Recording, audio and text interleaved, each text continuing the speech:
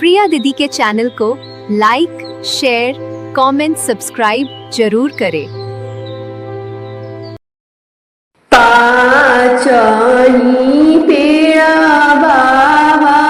बगिया लगाइले होई गईले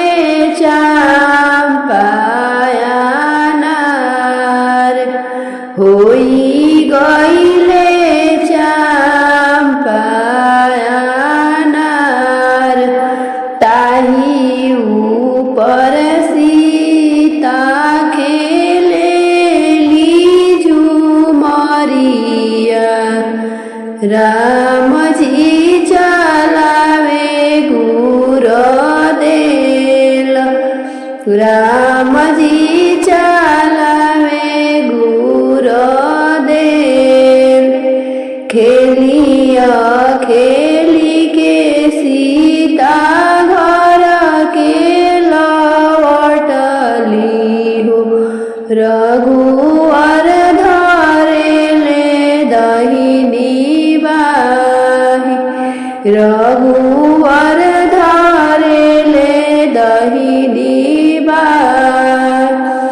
धाई धूपी सीता महल भीतर भइली आमा पूछेली दिल के बात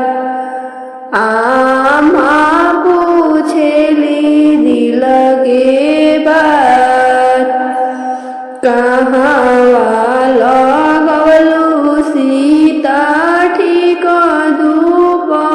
दुपहरिया कहाँ बीतवलू सारी रात कहाँ बीतवलू सारी रात पाचही